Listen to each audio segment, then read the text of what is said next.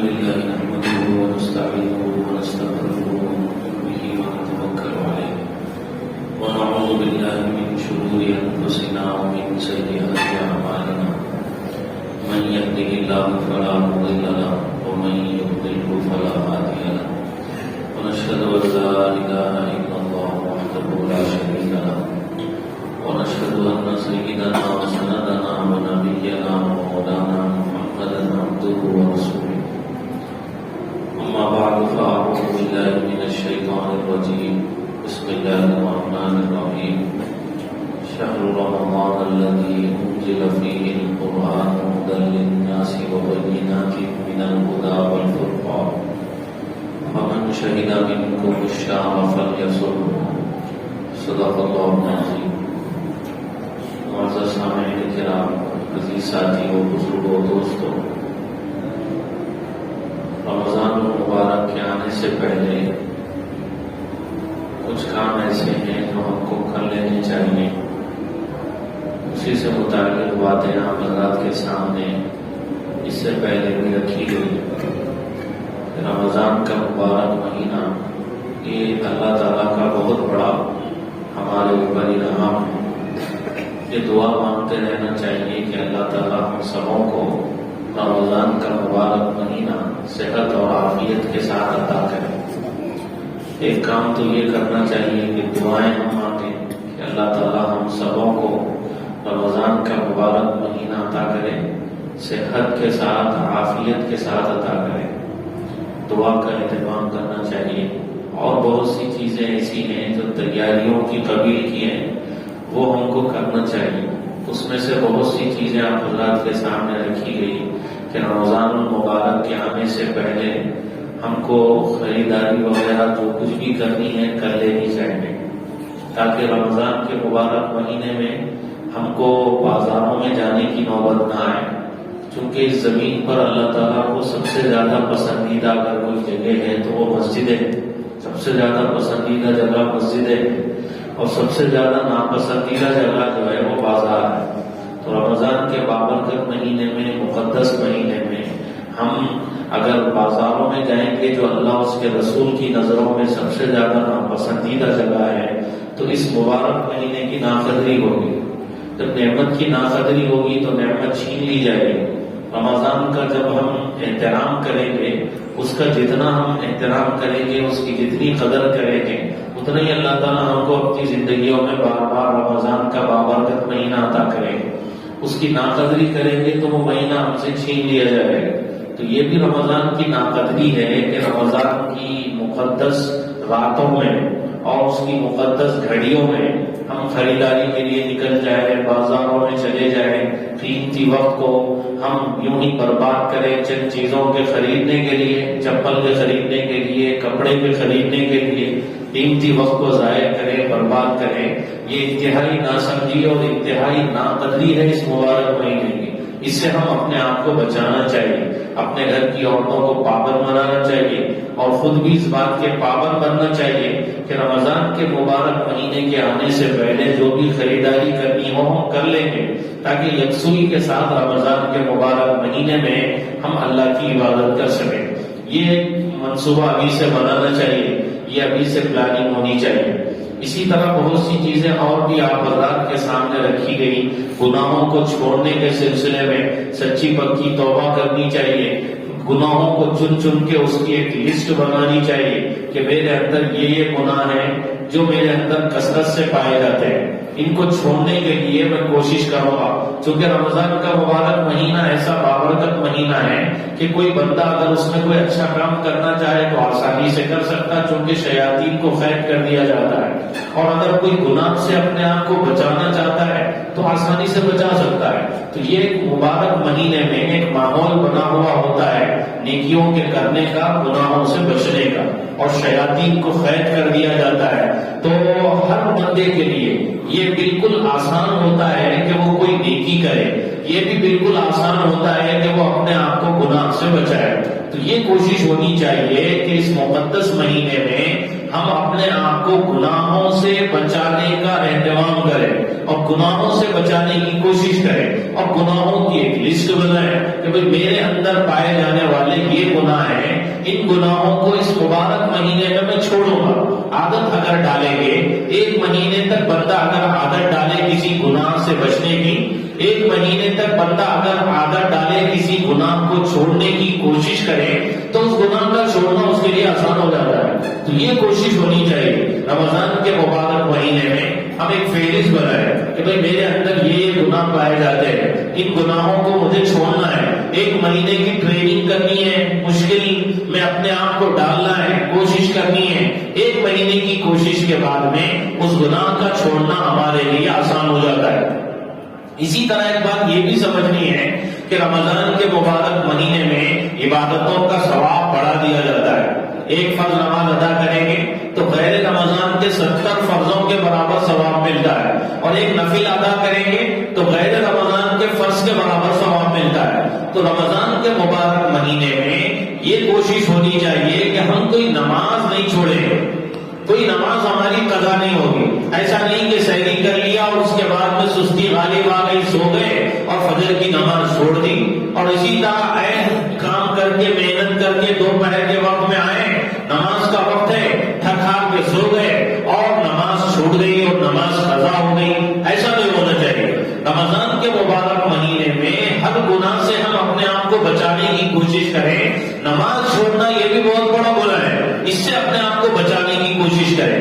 ایک دوسری کوشش یہ بھی ہونی چاہیے کہ ہم کوئی نماز نہیں چھوڑیں گے، نماز قضا نہیں کریں گے، اور جو بھی نماز ہم پڑھیں گے جماعت کے ساتھ میں پڑھیں گے، یہ بھی کوشش ہونی چاہیے۔ چونکہ ایک نماز آپ بغیر جماعت کے پڑھتے ہیں، اسی نماز کو آپ جماعت سے پڑھتے ہیں، تو جماعت سے پڑھنے میں 27 درجے فضیلت اس کی بڑھ جاتی ہے، 27 درجے ثواب اس کا بڑھ جاتا ہے، 27 گنا ثواب بڑھا کے اس کا دیا جاتا ہے۔ تو بھئی جب 27 گنا بڑھا کے ثواب دیا جا رہا ہے تو کیوں نہ اس ثواب کو ہم حاصل کریں۔ عام دنوں میں بھی یہی کوشش ہونی چاہیے کہ ہم جو بھی نماز پڑھیں گے جماعت کے ساتھ میں پڑھیں، مسجد میں آ کے پڑھیں، جماعت کا اہتمام کریں، چونکہ جماعت کی فضیلت بڑھ جاتی ہے، 27 گنا زیادہ ثواب بڑھا کے دیا جاتا ہے۔ اور نبی رحمت صلی اللہ علیہ وسلم کی اس حدیث کو بھی ذہن میں رکھنا چاہیے کہ جو بندہ 40 دن تک تکبیر اولیٰ کے ساتھ میں نماز کا اہتمام کرے، 40 دن تک نماز پڑھے، ایسا نماز پڑھے کہ اس کی تکبیر اولیٰ بھی نہ چھوٹے، یعنی جس وقت امام نماز رکعت باندھنے کے لیے تکبیر کہتا ہے، امام کے ساتھ ہی تکبیر کہے، تو تکبیر اولیٰ کے ساتھ نماز پڑھے 40 دن تک، تو اس کو 2 پروانے ملتے ہیں۔ ایک نفاق سے آزادی کا کہ بھئی منافق نہیں ہے، یہ منافقین کی فہرست میں شامل نہیں ہو سکتا، اور دوسرے جہنم سے آزادی کا کہ یہ جہنم میں نہیں جا سکتا۔ تو کتنا آسان سا نسخہ ہے، 40 دن تک تکبیر اولیٰ کے ساتھ میں اگر نماز کا اہتمام کریں گے تو 2 پروانے ملیں گے، ایک جہنم سے آزادی کا، دوسرے نفاق سے آزادی کا۔ تو رمضان کے مبارک مہینے میں سہولت ہوتی ہے، رمضان سے پہلے ابھی سے جماعت کا اہتمام کر لیں، 10 دن نماز سے پہلے یا 10 دن رمضان سے پہلے، اور یا پھر 10 دن رمضان کے بعد، 30 دن تو رمضان کے ملیں گے، اور 10 دن رمضان سے پہلے یا پھر 10 دن رمضان کے بعد۔ اس طرح سے اگر تھوڑی سی کوشش کر لیں گے تو 40 دن تک اہتمام کے ساتھ تکبیر اولیٰ سے ہم نماز کا اہتمام کر سکتے ہیں۔ تو اس کے اوپر جو فضیلت ہے وہ فضیلت ہم کو حاصل ہو سکتی ہے، وہ فضیلت جہنم سے آزادی کی اور نفاق سے آزادی کی۔ تو نفاق سے آزادی کی، جہنم سے آزادی کی نبی رحمت صلی اللہ علیہ وسلم نے خوشخبری سنائی ہے، اس کے لیے جو 40 دن تک تکبیر اولیٰ کے ساتھ میں نماز پڑھتا ہے۔ تو رمضان کے مبارک مہینے میں ساری نمازیں جماعت ہی سے ہوتی ہیں، اور جماعت سے پڑھنے کا اہتمام بھی کرنا چاہیے۔ جماعت کی فضیلت بہت زیادہ بڑی ہوئی ہے، پتہ نہیں پھر رمضان کی نمازیں ہم کو ملے یا نہ ملے، رمضان کی جماعت کی نمازیں ہم کو ملے نہ ملے، رمضان کی یہ مبارک نمازیں ہم کو ملے نہ ملے۔ اس لیے نماز پڑھیں، جماعت کے ساتھ پڑھیں اور تکبیر اولیٰ کے ساتھ پڑھیں۔ 30 دن تو رمضان کے ہو جائیں گے، اور رمضان سے پہلے اگر 10 دن تکبیر اولیٰ کا اہتمام کر لیا جائے، یا رمضان کے بعد 10 دن تکبیر اولیٰ کا اہتمام کر لیا جائے، تو 40 دن تک آپ تکبیر اولیٰ کے ساتھ نماز پڑھنے والے ہوں گے، اور آپ کو یہ فضیلت ملے گی کہ آپ کو جہنم سے آزادی ملے گی۔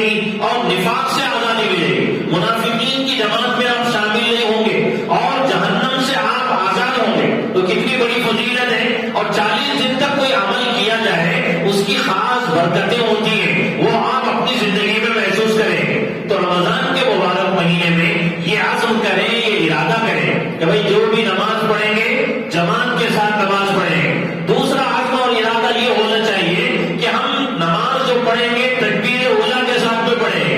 رمضان کے پورے مہینے میں 30 دن کی نمازیں تو تکبیر اولیٰ کے ساتھ پڑھیں گے.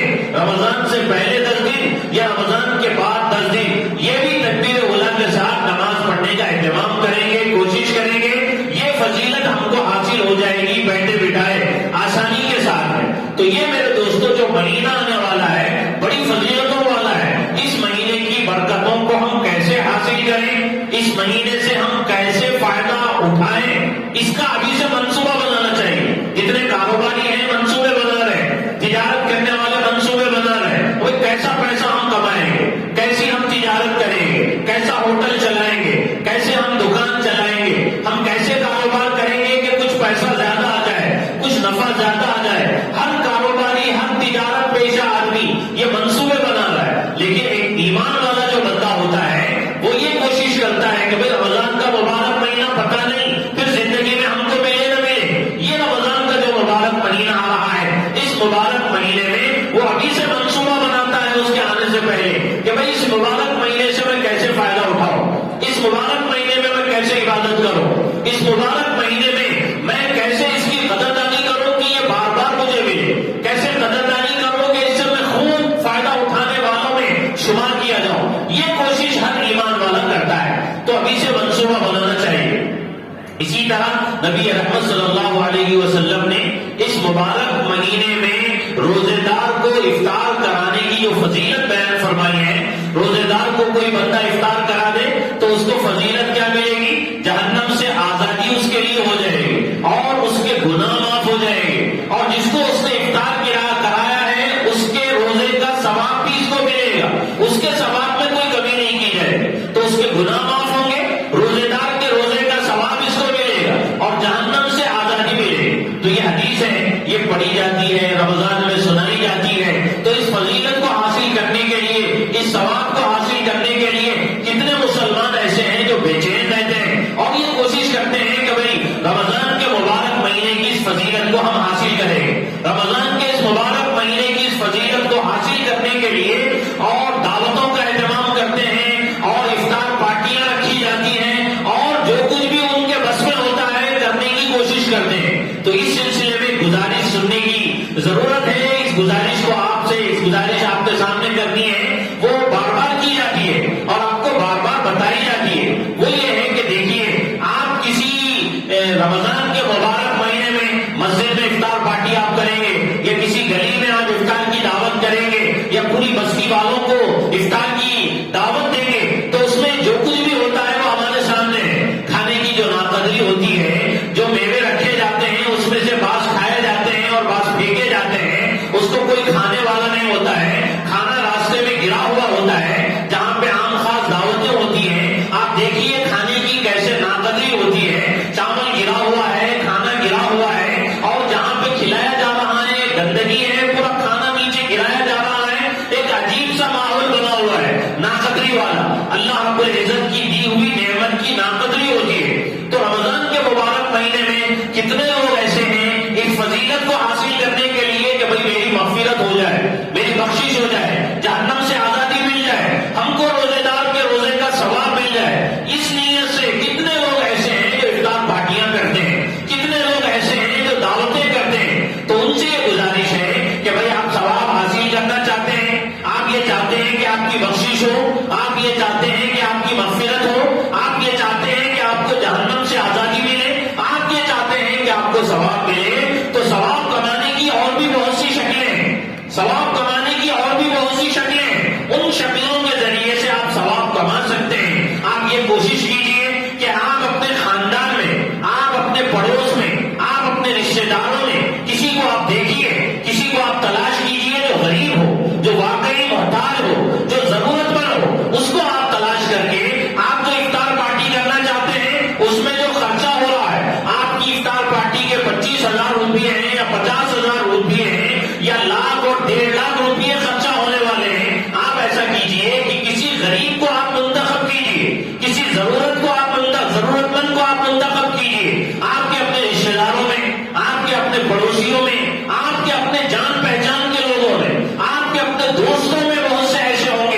ضرورت مند ہوں گے لیکن وہ غیرت کی وجہ سے اپنی زبان نہیں کھول پا رہے ہوں گے، وہ شرم و حیا کی وجہ سے اپنی زبان نہیں کھول پا رہے ہوں گے، ایسے آپ کو بہت سے ضرورت مند ملے، تو ان ضرورت مندوں کا آپ انتخاب کیجیے، اور جو پیسے آپ افطار پارٹی میں خرچ کرنا چاہتے ہیں، جو پیسے آپ دعوت میں خرچ کرنا چاہتے ہیں، وہ ضرورت مند کو رمضان سے پہلے دے دیجیے، آپ اس کے گھر میں راشن ڈلا دیجیے، مہینے بھر کا راشن ڈلا دیجیے، مہینے بھر کا افطار کے لیے کھجور کی ضرورت ہے، کھجور اس کے گھر میں لے جا کے آپ دے دیجیے، یا پھر اس کے گھر میں مہینے بھر کے لیے راشن کا آپ انتظام کر دیجیے اور تیل کا انتظام کر دیجیے، ایسا کوئی دالیں ہیں جو خراب نہیں ہونے والی چیزیں ہیں، دال اس کے پاس لے جا کے دے دیے، چاول دے دیے، تیل دے دیے، کھجور دے دیے، اور ایسی چیزیں دے دیے، کچھ رقم دے دیے، آپ کو معلوم ہوگا اور اس غریب کو معلوم ہوگا، اس کے علاوہ کسی کو پتا نہیں چلے گا، آپ کی مغفرت ہوگی، آپ کی بخشش ہوگی، دل سے دعائیں دے، آپ کی یہ جو دعوتیں ہیں، ان دعوتوں میں کھانے والے جو آتے ہیں وہ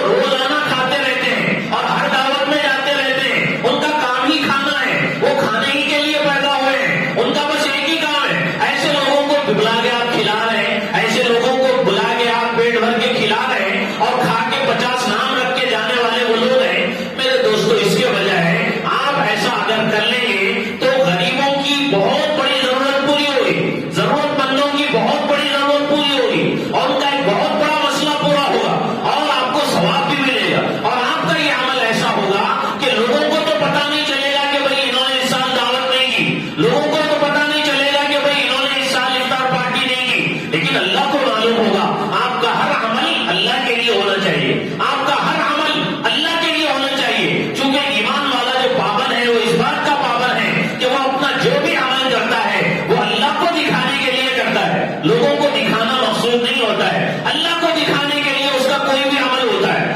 اسلامی تاریخ میں صحابہ کرام کے واقعات اگر آپ پڑھیں گے تو اس نتیجے پہ پہنچیں گے، وہ لوگ خرچ کرتے تھے تو ایسا خرچ کرتے تھے کہ دائیں ہاتھ کا خرچ کیا ہوا، دائیں ہاتھ جو خرچ کر رہا ہے بائیں ہاتھ کو پتا نہیں چلتا تھا، رات کی تاریکی میں اشرفیوں کی تھیلیاں کسی غریب کے گھر میں پھینک کے چلے جاتے تھے، پتہ ہی نہیں چلتا تھا کہ بھئی کس نے دیا ہے، اس غریب کو بھی پتا نہیں چلتا تھا کہ کس نے دیا ہے، ایسا چھپا کے اللہ کو راضی کرنے کے لیے، اللہ کو خوش کرنے کے لیے وہ لوگ یہ عمل کرتے تھے، اور ان کے صدقہ جو خیرات ان کے جو ہوتے تھے، صدقہ خیرات وغیرہ وہ ایسے ہوتے تھے کسی کو پتا نہیں چلتا تھا، اللہ تعالیٰ خوش ہوتے تھے، اللہ کو خوش کرنے کے لیے ان کا اپنا یہ عمل ہوتا۔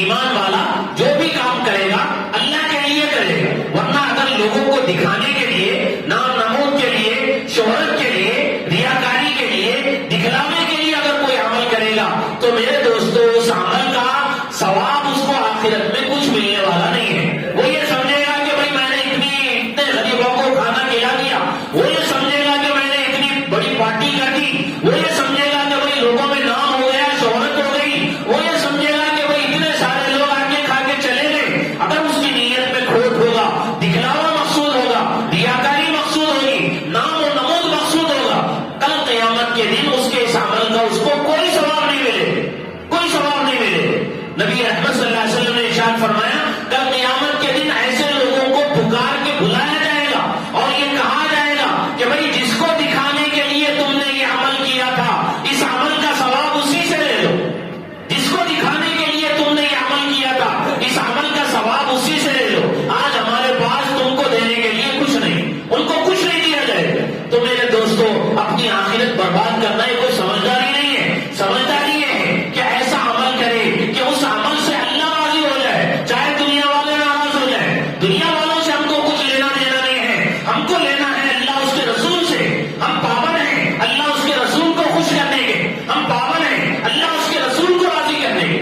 آپ نے اسلامی تاریخ میں ایک واقعہ پڑھا ہوگا، مسلمانوں نے ایک قلعے کا محاصرہ کر لیا، وہ قلعہ فتح نہیں ہو رہا تھا تو مسلمانوں کے امیر نے یہ اعلان کیا کہ بھائی ہم منصوبہ بناتے ہیں، منصوبہ یہ ہے کہ ہم ایک سرنگ کھولیں گے، سرنگ کھودیں گے، وہ سرنگ جا کے سیدھا غیروں کے مشرکین کے قلعے میں وہ سرنگ جا کے وہاں پہ نکلے گی، اور اس سرنگ سے کوئی مجاہد جائے گا اور اس سرنگ سے جا کے قلعے کا دروازہ کھول دے گا تاکہ مسلمانوں کے لیے اس قلعے کے اندر جانا آسان ہو جائے۔ یہ منصوبہ بنایا گیا، ایک سرنگ کھولی گئی، سرنگ باہر سے سیدھا قلعے کے اندر جا کے نکل رہی تھی، اس کے بعد میں اعلان کیا گیا کہ کون وہ مجاہد ہے جس کے اندر اتنی ہمت ہے کہ وہ اس سرنگ سے اکیلا جائے اور جا کے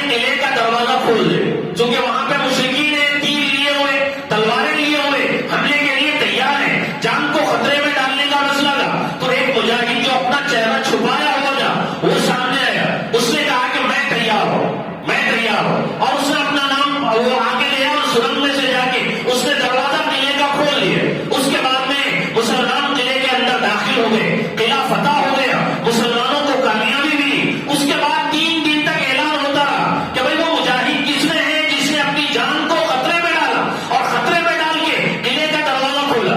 وہ مجھ سے ملنے کے لیے آئے. مسلمانوں کا ذمہ دار اعلان کر رہا ہے, کوئی ملنے کے لیے نہیں آتا. 3 دن ہو گئے. 3 دن کے بعد اس نے قسم دی اور کہا کہ میں تم کو قسم دے رہا ہوں, مجھ سے ملنے کے لیے آؤ, تمہارے لیے دروازے کھلے ہوئے ہیں. دربانوں کو بتا دیا گیا کہ بھائی جب بھی آئے تو دروازہ کھول دینا اور فوری اس کو میرے پاس لے کے آنا. تو جب یہ اعلان ہوا, جب قسم دی گئی, تو ایک اللہ کا بندہ اپنا چہرہ چھپایا ہوا وہ مسلمانوں کے ذمہ دار کے پاس گیا. دربان نے جب پوچھا تو اس نے کہا کہ میں اس بندے کا پتہ بتانے کے لیے آیا ہوں جس نے قلعے کا دروازہ کھولا. تو اس کو فوری ذمہ دار کے پاس میں پیش کر دیا گیا. ذمہ دار نے اس سے ملنے کی ملاقات کی کوشش کی تو اس نے کہا کہ دیکھو وہ جو بندہ ہے اس نے مجھے بھیجا ہے جس نے قلعے کا دروازہ کھولا تھا. اس نے 3 شرطیں لگائی ہیں. وہ 3 شرطیں اگر پوری کی جائے گی تو وہ آپ سے ملنے کو تیار ہے. 3 شرطیں اگر پوری کی جائے گی وہ آپ سے ملنے کے لیے تیار ہے. اس نے پوچھا بھائی کیا 3 شرطیں بتاؤ, آخر وہ مخلص بندہ کون ہے جس نے اللہ کے واسطے اپنی جان کو خطرے میں ڈالا. اس نے کہا پہلی شرط یہ ہے کہ آپ اس کا نام نہیں پوچھیں گے, اس کا اتا پتہ نہیں پوچھیں گے, وہ کس قبیلے سے تعلق رکھتا ہے نہیں پوچھیں گے, اس کا نام نہیں پوچھا جائے گا, پتہ نہیں پوچھا جائے گا. اس نے کہا کہ بھائی ٹھیک ہے. دوسری شرط یہ ہے کہ اس کو بادشاہ کے پاس میں نہیں پیش کیا جائے, مسلمانوں کے جو امیر کے پاس میں نہیں پیش کیا جائے.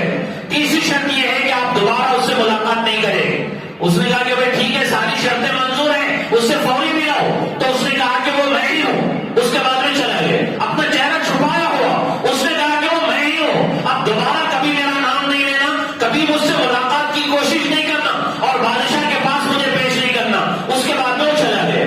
تو یہ اللہ کے لیے کرنے والے جو لوگ ہوتے ہیں وہ ایسے ہوتے ہیں, جو بھی عمل ہم کریں اللہ کے لیے کریں, اللہ کو خوش کرنے کے لیے کریں. رمضان کے مبارک مہینے میں کوئی عمل دکھلاوے کے لیے کرنا اور اپنے اعمال کو برباد کرنا اور اس کے ثواب کو برباد کرنا, یہ کوئی سمجھداری نہیں ہے. اس لیے جو دعوت کرنا چاہتے ہیں, جو پارٹیاں کرنا چاہتے ہیں دکھانے کے لیے, شہرت کے لیے, میرے دوستو خدا کے واسطے اس کے بجائے ایسا عمل کیجیے کہ آپ کو پتا ہو, اس غریب کو پتا ہو, اللہ کو پتا ہو, کسی تیسرے کو پتا نہ ہو. آپ کو ثواب ملے گا, اس کی دعائیں ملے گی, آپ کی بہت سی دنیاوی ضرورتیں پوری ہوگی اور اخروی ضرورتیں بھی پوری ہوگی. اللہ سے دعا ہے جو کچھ کہا گیا ہے اس پر عمل کی توفیق نصیب فرمائے. آمین. واخر دعوانا الحمدللہ رب العالمین.